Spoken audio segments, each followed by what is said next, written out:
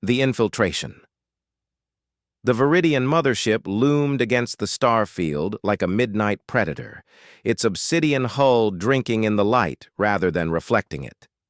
From the observation deck of the stealth vessel Phantom, Captain Elena Reyes studied the alien flagship through specialized optics, memorizing every contour and access point. 5 years since the Viridians arrived, and humanity was still trying to understand how a species could be simultaneously so advanced and so brutal. "Still think this is suicide, Captain?" Major Dominic Chen asked, his voice carrying the practiced calm of a soldier who had faced death too many times to fear it anymore. Elena lowered the optics and turned to face her team.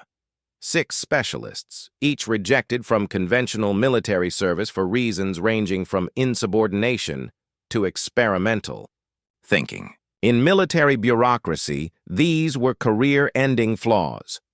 For Operation Stardust, they were prerequisites. "It's definitely suicide if we stick to conventional thinking," she replied. "But then again, conventional thinking is what got Earth into this mess." The Viridians hadn't come with declarations of war. They'd arrived with offers of technology and medicine, partnership and progress. It took 3 months before the first human colony was pacified for non-compliance with integration protocols. 6 months before the Viridians controlled most of Earth's orbital infrastructure. 1 year before human militaries were reduced to guerrilla fighters on their own planet. Dr. Maya Okafor, the team's xenotechnology specialist, joined them at the viewport. Once the lead researcher at the European Space Agency, now a fugitive scientist with a price on her head for refusing to work on Viridian population management systems. "The bypass codes should get us through their secondary sensor grid," Maya said, holding up a data crystal that glowed with an eerie blue light. "But we've got exactly 18 minutes before their security protocols reset." Elena nodded. "Kai, what's our infiltration vector looking like?" Lieutenant Kai Nakamura, their pilot and former orbital racing champion before the invasion, pulled up a holographic display of the massive alien vessel. A thin line traced a path through the debris field surrounding the mothership. "They're using the asteroid field as a natural defense perimeter. Smart, but predictable. There's a maintenance corridor here." He highlighted a section near what appeared to be an exhaust port. "That's only patrolled every 40 minutes. Their arrogance is our advantage. They don't expect anyone to be foolish enough to approach. Or capable enough," added Sergeant Iris Zhang, weapons specialist with a genius for improvisation. She'd been dishonorably discharged for testing experimental weapons modifications without authorization. Those same modifications were now standard issue for resistance fighters. Elena studied the rest of her team. Dr. Julian Alvarez, their communications expert who'd once intercepted and decrypted Viridian transmissions for 3 days before they realized their security had been breached, and Corporal Marcus Jackson, former Special Forces operative with a talent for disappearing in plain sight. Together, they represented humanity's last desperate gambit. Conventional warfare against the Viridians was impossible. Their shields were impenetrable to Earth's weapons, their biotechnology could adapt to any environment, and their ships moved with a grace that defied physics as humans understood it. But there was a chance, slim as the edge of a razor, that if humans could get their hands on Viridian technology, they might find a weakness to exploit, or better yet, turn the aliens' own weapons against them.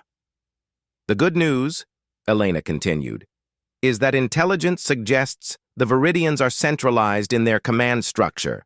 They rely on their flagship for strategic coordination. If we can infiltrate it, we might discover a way to disrupt their entire invasion force." Maya cleared her throat. "You're underselling it, Captain. According to the data I've analyzed, we believe this particular vessel contains their tactical neural network, essentially the Viridian military's brain. That's why it never engages directly in combat. And that's why it's the perfect target," Elena finished. "Now suit up. We launch in 30 minutes. The prep room hummed with quiet tension as the team donned their infiltration gear. Each piece had been painstakingly developed to mimic Viridian bioelectric signatures, the result of years of research and too many lives lost gathering the necessary data. Elena checked her specialized sidearm, one of only 6 prototypes that Maya had developed using salvaged Viridian technology. It wasn't powerful enough to breach their advanced armor, but it could temporarily disrupt their neural communication systems. In the tight corridors of their own ship, it might just give the humans the edge they needed. "Remember," she said, as they completed final equipment checks, "this isn't about heroics. We get in, locate their command protocols, extract what we can, and get out. The Resistance can't afford to lose any of you," Dominic snorted. "Pretty sure the Resistance wrote us off as a loss the moment they approved this mission, Captain." "Then let's make sure they regret underestimating us," Elena replied, with a grim smile. The Phantom slipped silently through space, its experimental stealth systems the only reason they hadn't been vaporized the moment they detached from the hidden lunar base. Kai's hands moved over the controls with the precision of an artist, guiding the small vessel through gaps in the debris field that seemed impossible to navigate. "Approaching entry point," he announced, voice steady despite the sweat beading on his forehead. "Viridian patrol vessel on scheduled circuit, passing our position in 3, 2, 1. The team held their breath as a sleek, predatory craft glided past, close enough that they could see the strange, shifting patterns on its hull, not paint, but some kind of living metal that seemed to breathe and pulse with energy. "Clear," Kai whispered, though they were too far to be heard. Old habits died hard. The Phantom drifted toward the maintenance port, using minimal thrusters to avoid detection. As they approached, the scale of the Viridian mothership became truly apparent. What had seemed large from a distance was revealed to be monstrous up close, a city-sized vessel that dwarfed anything humanity had ever constructed. Maya activated her console, fingers flying across the interface as she prepared to transmit the stolen access codes. "Initiating bypass sequence. If this doesn't work, we'll have approximately 3 seconds to regret it before they atomize us." "Your optimism is why we keep you around, Doc," Marcus muttered, checking his tactical display. "Bypass accepted," Maya announced with evident surprise. "We're in. Maintenance port is opening." A seam appeared in the seemingly solid hull of the mothership, widening just enough to admit their small vessel. Kai maneuvered them inside with delicate precision. "Cutting all non-essential systems," he said, flipping switches. "Passive sensors only from here on." The maintenance bay they entered was vast and eerily empty, designed for automated repair drones rather than living engineers. The curved walls gleamed with an inner light that seemed to shift and flow, creating disorienting patterns. "Atmosphere reads as technically breathable," Maya reported, studying her scanner. "But I wouldn't recommend taking off your helmets. Their oxygen concentration is higher than ours, and there are trace elements we haven't fully identified." Elena nodded. "Sealed suits at all times. Comms check." One by one, the team confirmed their communications were functioning. The specialized system used quantum entanglement rather than traditional radio waves, virtually impossible to intercept, though limited in range. "Remember," Elena said as they prepared to exit the Phantom, "we move as a unit to the central processing hub. According to the schematics we pulled from their network, it should be 17 levels up from our position. We'll use maintenance shafts where possible to avoid patrols." "And if we encounter resistance?" Iris asked, her hand resting on her weapon. "Neutralize quickly and quietly," Elena replied. "But remember that Viridians communicate on a neural level. If one raises an alarm, they all know about it almost instantly." The team exited their vessel, moving with the careful precision of predators in unfamiliar territory. The artificial gravity felt slightly heavier than Earth standard, a subtle difference that could affect aim and reaction time if they weren't careful. They made it through 3 levels without incident, using the maintenance shafts as planned. The architecture of the Viridian ship was unlike anything designed by human minds. Corridors curved in ways that seemed to defy Euclidean geometry, and the lighting shifted constantly, responding to some unknown stimulus. On the fourth level, they encountered their first challenge. A massive door blocked their path, sealed with a biometric lock that pulsed with crimson energy. "I can't bypass this remotely," Maya whispered, studying the alien technology. "It's keyed to Viridian physiology." Elena glanced at Marcus. "Time to test your skills, Corporal." Marcus nodded and removed a small device from his pack, a synthetic replicator designed to mimic Viridian cellular structure. The technology was experimental and dangerous.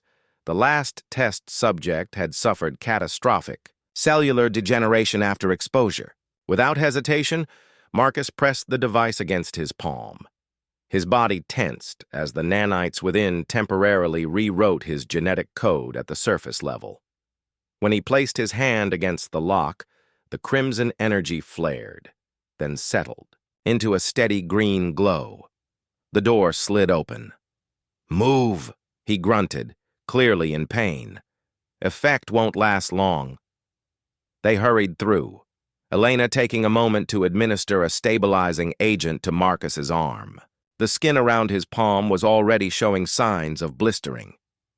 "I'm fine," he insisted, though his voice was strained. "Mission first." They continued upward, each level bringing them closer to the heart of the Viridian command structure. The corridors grew wider, the technology more sophisticated. Twice they were forced to hide as patrols of Viridian soldiers passed, tall, ethereal beings with 6 limbs and skin that shifted colors like oil on water. On the 11th level, their luck ran out. They emerged from a maintenance shaft directly into the path of a Viridian scientist. The alien froze, its multifaceted eyes widening in what might have been shock. Before it could react, Iris moved with lightning speed, firing her disruptor directly into its neural cluster. The Viridian dropped, its body convulsing as the disruptor scrambled its neural pathways, but not before a pulse of energy emanated from its head crest, a silent alarm. "We've been made," Elena snapped. "New plan. We fight our way to the command hub." Alarms began to sound. Not the blaring klaxons of human vessels, but a subsonic vibration that set their teeth on edge and made the very air seem to thicken around them. "This way," Maya called, consulting her scanner. "The main lift system should be ahead. It'll take us directly to the command level." They sprinted down the corridor, no longer concerned with stealth. The first response team of Viridian soldiers appeared at the intersection ahead, their weapons charged with the same shimmering energy that powered their ships. "Down!" Elena shouted as blasts of energy scorched the air where they had been standing. She and Dominic returned fire, their disruptors causing the Viridians to stagger but not fall. "Their adaptive armor is compensating," Maya called from behind a support column. "Adjust to frequency 7. The team recalibrated their weapons on the fly, and the next volley dropped 2 of the Viridian soldiers. The rest fell back, clearly, reassessing the threat level of what they had assumed would be easy prey. "The lift is 30 meters ahead," Julian reported, consulting his scanner. "But they're locking down the entire section. We've got maybe 2 minutes before we're completely cut off." "Then we move now," Elena ordered.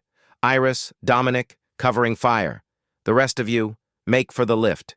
We'll be right behind you." The corridor erupted in chaos as the humans charged forward, their weapons disrupting the Viridian neural networks just long enough to push through their lines. Energy blasts left scorch marks on the walls and floor, the air filling with the sharp scent of ozone. They reached the lift, a circular platform surrounded by a field of shimmering energy rather than physical walls. Maya worked frantically to override the security lockdown while the rest of the team formed a defensive perimeter. "More incoming," Marcus warned as a second wave of Viridian soldiers appeared, these ones wearing the more substantial armor of elite guards. "Almost there," Maya muttered, her fingers dancing across the alien interface she'd spent years learning to decipher. Just need to... Got it! The energy field around the lift platform flared bright blue, then stabilized. Everyone in, now! The team backed onto the platform as Elena and Dominic provided covering fire. A blast caught Dominic in the shoulder, spinning him around with the impact. Elena grabbed him by his tactical vest and pulled him onto the platform just as Maya activated the lift. The platform shot upward with stomach-churning speed, leaving the Viridian soldiers behind. For a moment, there was only the sound of heavy breathing and the soft whine of the lift's energy field. "Status?" Elena demanded, looking at each member of her team.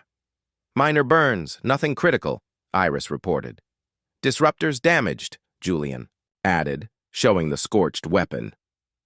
Dominic grimaced as Maya applied a medical patch to his shoulder. "Armor took most of it. I'll live." "We're approaching the command level," Kai warned, readying his weapon. "And something tells me they'll be waiting for us." Elena nodded, checking her own disruptor's charge. "Then we don't disappoint them. Remember why we're here. This isn't just about stealing their tech. It's about giving humanity a fighting chance." The lift slowed as it neared its destination. Through the energy field, they could see the command hub of the Viridian mothership, a vast circular chamber dominated by a pulsating crystalline structure that could only be the tactical neural network Maya had described. And surrounding it, waiting in perfect formation, stood at least 30 Viridian elite guards. "Well," Marcus said with a grim smile, "at least they're taking us seriously now." The lift came to a stop, and the energy field dissipated. Elena stepped forward, weapon raised. "Let's show them why they should have stayed away from our planet." The deception.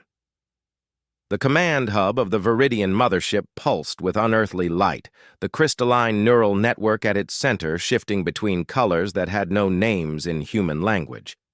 For a heartbeat, Elena and her team stood frozen at the edge of the lift platform, facing the semicircle of Viridian elite guards. "Well," Dominic muttered, his disruptor aimed at the nearest alien, "this complicates things." A single Viridian stepped forward from the formation, its height nearly twice that of a human. Unlike the others, whose skin shimmered with blues and greens, this one gleamed with metallic gold patterns that seemed to flow like liquid across its exoskeleton. The commander. To everyone's surprise, it spoke in accented but understandable English.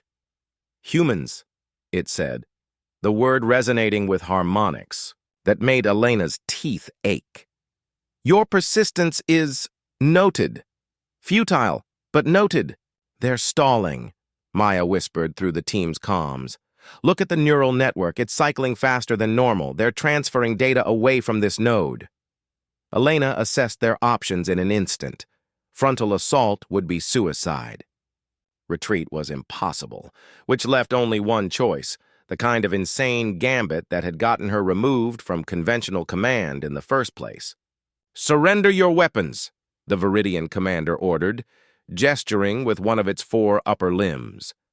Elena slowly lowered her disruptor, signaling her team to do the same. Then she stepped forward and did something that made every Viridian in the chamber tense. She removed her helmet.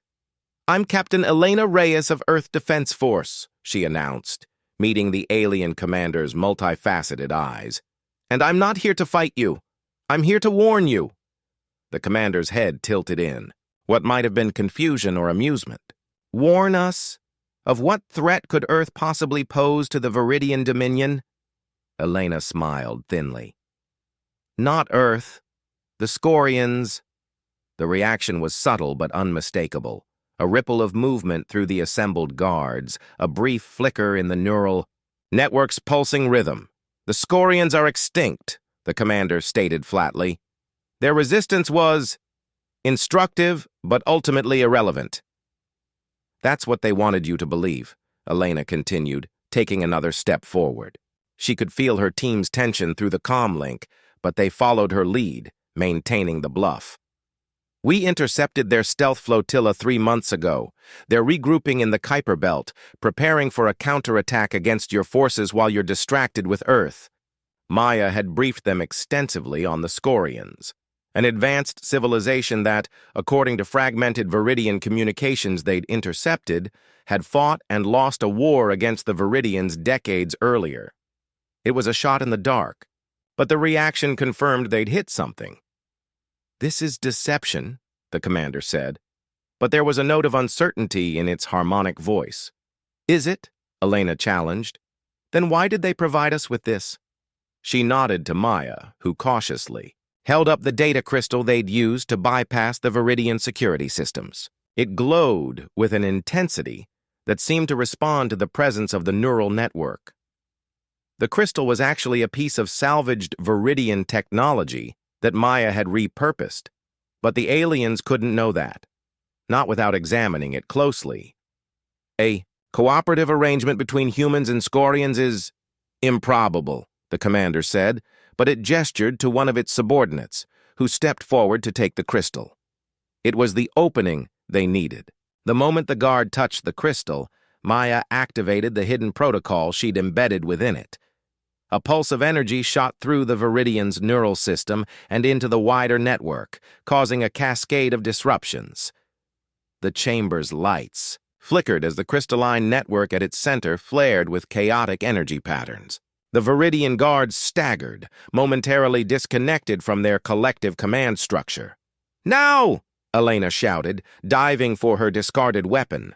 The team exploded into action. Iris tossed specialized EMP grenades that detonated in blinding flashes, further disrupting the Viridians' neural communications. Marcus and Dominic opened fire with their disruptors, targeting the guards nearest to the central neural network.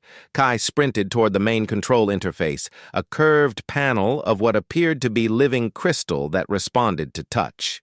Julian covered him, firing with remarkable precision at the Viridians attempting to regroup. "Maya!" Elena called as she dropped the first guard with a shot to its neural cluster. "The network!" The scientist was already moving, dodging energy blasts. As she approached the pulsating, crystalline structure, from her pack, she withdrew a device they'd nicknamed the Parasite, an artificial intelligence system designed to infiltrate and mimic Viridian protocols. The commander recovered faster than its subordinates, its golden patterns flaring with energy as it fired a blast that nearly took Maya's head off. Elena dove into its line of fire, rolling across the polished floor and coming up firing. Her shots seemed to bounce harmlessly off the commander's enhanced armor. "Their commander has isolated neural pathways," Maya shouted over the comms. "The disruption isn't affecting it like the others." Elena grimaced as she ducked behind a console for cover. "Change of plans. Iris, Julian, keep the guards occupied. Dominic, with me, we take down the commander. Marcus, help Maya reach the network." The command hub dissolved into chaos as the humans fought with desperate precision against numerically superior forces. Kai had reached the control interface and was using the temporary disruption to lock down access points to the chamber, buying them precious time. "Captain," he called, fingers moving across the alien controls with growing confidence. "I'm accessing their navigational systems. I think I can—" His words cut off as a Viridian energy blast struck nearby, showering him with sparks. Across the chamber, Elena and Dominic were engaged in a deadly dance with the Viridian commander. Its reflexes were impossibly fast, its 4 arms wielding weapons with devastating coordination. A blast caught Dominic in the leg, sending him sprawling across the floor with a cry of pain. Elena found herself alone against the alien leader, her disruptor's charge dangerously low. She feinted left, then rolled right, firing at the junction where the commander's armor plates met near its primary neural cluster. The shot connected, causing the alien to stagger momentarily. "Maya!" she shouted. "Status!" Almost there. "Maya," called back, her voice strained as Marcus defended her position near the neural network. She had managed to attach the parasite device to one of the crystal facets, and it was burrowing into the alien technology like a tick, lights flashing as it worked to override and infiltrate the Viridian systems. The commander recovered quickly, its multifaceted eyes fixing on Elena with what could only be described as hatred. "You cannot comprehend what you interfere with," it hissed, advancing on her position. "The collective will not be denied." "The collective?" Elena repeated, filing away the unfamiliar term for later analysis. She backed away, her disruptor dangerously close to overheating. "I thought you were the Viridian Dominion." A strange sound emanated from the commander, something like laughter but twisted and hollow. "The Viridians are merely vessels, as you will soon be." Before Elena could process this disturbing statement, the neural network suddenly pulsed with blinding intensity. The commander froze, its golden patterns dulling to a sickly yellow. "I'm in," Maya shouted triumphantly. "The parasite has established a foothold in their systems." The effect on the Viridian guards was immediate and shocking. They stopped fighting, their movements becoming jerky and uncoordinated, like puppets with tangled strings. The commander alone seemed to resist, though its movements had slowed considerably. "What did you do?" Elena demanded, approaching Maya, while keeping her weapon trained on the commander. Maya's face was illuminated by the glow of her tablet as she interfaced with the parasite program. "I've isolated this command hub from the rest of their network. They're cut off. No reinforcements. No communication with the rest of the fleet." "Good work," Elena acknowledged. "Kai, what's our situation with the ship controls?" The pilot had returned to the alien interface, working swiftly despite a burn on his right arm. "It's incredible, Captain. Their navigation system is unlike anything I've ever seen. It doesn't plot courses through space. It somehow folds space around the ship itself." "Can you control it?" Elena pressed, watching as Marcus and Iris secured the incapacitated Viridian guards. "I think so," Kai replied, his face illuminated by the shifting colors of the alien display. "The parasite is translating their command protocols in real time. Give me a few minutes, and I might be able to move this entire ship." Elena felt a surge of wild hope.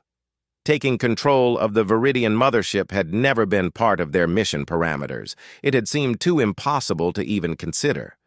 Their goal had been to steal data, sabotage if possible, then escape. But now... "Everyone, status report," she ordered, taking stock of their situation. "Perimeter secured," Iris reported. "But these guards won't stay down forever. Whatever Maya did is temporary." "Dominic needs medical attention," Julian added, applying a pressure bandage to the Major's leg wound. "The blast cauterized most of it, but he's lost blood." "I'm fine," Dominic growled through gritted teeth, though his face was pale beneath its sheen of sweat. Maya looked up from her tablet, her expression troubled. "Elena, there's something else. I'm finding references in their database to something called the collective throughout their command protocols. It's not just a term. It seems to be an entity or force that the Viridians answer to." "The commander mentioned it too," Elena confirmed, glancing at the alien leader, who remained partially paralyzed but conscious, its eyes tracking their movements with malevolent intensity. "There's more," Maya continued. "According to these files, Earth wasn't chosen randomly for invasion. They came here looking for something specific, something they call the catalyst." A cold feeling settled in Elena's stomach. "What kind of catalyst?" "I don't know yet," Maya admitted. "But whatever it is, they're willing to sacrifice their entire invasion force to secure it." The implications were disturbing. If the Viridians weren't acting independently, but as agents of some larger power, and if their interest in Earth went beyond simple conquest... "Change of plans," Elena decided. "We're not just stealing their technology anymore, we're taking this entire ship." The team stared at her in disbelief. "Captain," Julian began cautiously, "even if we can control this vessel temporarily, the rest of the Viridian fleet will realize something's wrong eventually. Then we need to act before they do." Elena replied. Kai, how soon can you get this? Ship moving? The pilot's fingers flew across the alien interface. The navigation system is responding to my inputs now. I can initiate movement in approximately 5 minutes. But, Captain, I have no idea how to operate their weapons systems yet. Maya? Elena turned to the scientist. Maya shook her head. Working on it, but their weapons architecture is highly secured, more so than navigation or life support. It could take hours to crack. Elena considered their options. Without weapons, they couldn't fight the rest of the Viridian fleet. But they might not need to. Not if they could maintain the deception long enough. Julian, she said, turning to their communications expert, can you use their systems to transmit to the other Viridian ships? Julian frowned thoughtfully. Maybe. Their communication protocols are based on quantum entanglement, but the parasite should be able to mimic their standard formats. Do it, Elena ordered. Prepare a transmission indicating that this ship has detected Scorian activity and is moving to investigate. Use whatever technical jargon you can find in their databases to make it convincing. She turned to the rest of her team. Iris Marcus, secure the commander in a separate chamber. I want it isolated from any systems it might use to signal for help. Dominic, how mobile are you? The major pushed himself up, wincing but determined. Mobile enough, Captain. Good. I need you to work with Maya. Find out everything you can about this catalyst they're looking for on Earth. If we understand their true objective, we might have leverage. As her team moved to execute their new orders, Elena approached, the Viridian commander. The alien watched her with what seemed like calculated hatred, its partially paralyzed limbs occasionally twitching as it fought against Maya's neural disruption. You said the Viridians are merely vessels, Elena said quietly. Vessels for what? What is the collective? The commander's mandibles clicked in what might have been amusement. You are children playing with forces beyond comprehension, it replied, its harmonic voice distorted by the disruption. The collective has consumed civilizations far more advanced than yours. It will not be thwarted by primitives who barely understand the technology they've stolen. Maybe not, Elena acknowledged, but we're fast learners, and unlike you, we're fighting for our survival, not for some mysterious master. She leaned closer, careful to stay beyond the reach of its limbs. What is the catalyst? What are you looking for on Earth? The commander's multifaceted eyes seemed to pulse with internal light. It is awakening already.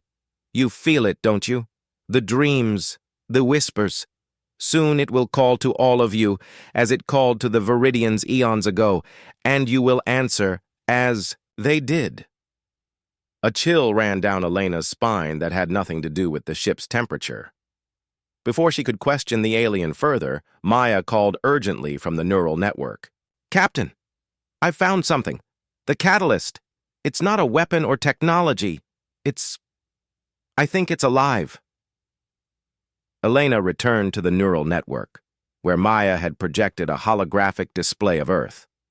A pulsing red dot highlighted a location in the southern Pacific Ocean. According to their records, Maya explained, her voice hushed with disbelief, they detected a signal from this location 3 years before they invaded. Something ancient, something that's been dormant for millions of years. They believe it's the seed of the collective, a biological entity capable of assimilating entire species into a singular consciousness. And they want to... What? Retrieve it? Destroy it? Elena asked, staring at the innocent-looking red dot that apparently held such significance. Neither, Maya replied, her expression grim. They want to accelerate its awakening. The Viridians aren't invaders, Elena. They're missionaries. They serve the collective willingly. They want humanity to join it too. The implications were staggering. This wasn't a conventional invasion. It was an attempted assimilation. The Viridians hadn't come to conquer Earth. They'd come to convert it. Kai, Elena called sharply. Change of destination. Set course for these coordinates. She transmitted the location Maya had identified to the pilot's console. "Captain?" he questioned, clearly surprised. "If this catalyst is as important to them as Maya suggests, we need to secure it before they can," Elena explained. "It may be our only leverage against their entire fleet." "Or our greatest weapon," Dominic added quietly, limping to join them. "If this thing can influence entire species, maybe we can use it against them." Elena frowned at the suggestion. "That's a dangerous line of thinking, Major. We don't know anything about this entity except that it somehow converted the Viridians into servants." "Begging your pardon, Captain," Marcus interrupted, "but we're 6 humans trying to control an alien warship against an entire fleet. I'd say we passed dangerous a long time ago." Before Elena could respond, Julian called from the communications station. "Transmission sent. I've informed the fleet that this ship is investigating an anomalous signal and requires radio silence for the operation." "Will they buy it?" Iris asked skeptically. Julian shrugged. "Their command structure is hierarchical and rigid. As long as the message followed proper protocols, which it did thanks to the parasite, lower vessels won't question orders from the mothership." "How long do we have before they expect a follow-up?" Elena asked. "Standard check-in protocols suggest approximately 6 hours," Julian replied. Elena nodded decisively. "Then we have 6 hours to find this catalyst, understand what it is, and figure out how to use it to save humanity." "The ship is responding," Kai announced from the navigation console. "Preparing to break orbit and set course for the Pacific coordinates." The massive mothership trembled slightly as its propulsion systems engaged. Through the command hub's viewports, Elena watched as Earth fell away beneath them, the blue-green planet that humanity had called home for its entire existence. "Captain," Maya said softly, joining her at the viewport, "there's something else you should know. The data indicates that exposure to the catalyst causes neurological changes in organic beings. The Viridians weren't always a collective consciousness. They were individuals once, like us." Elena looked at her sharply. "Are you saying this thing could affect us too?" Maya nodded grimly. "If the Viridian data is correct, it influences any sufficiently advanced neural system.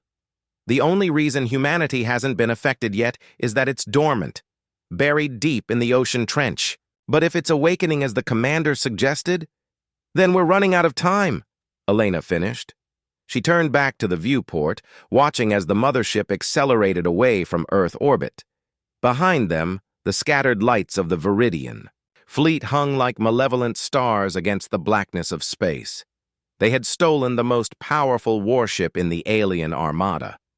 They had 6 hours before the deception was discovered. And somewhere below, in the depths of Earth's ocean, an ancient entity was stirring, one with the power to reshape minds and bend entire species to its will. Whatever happened next would determine not just the fate of the war, but possibly the very nature of humanity itself.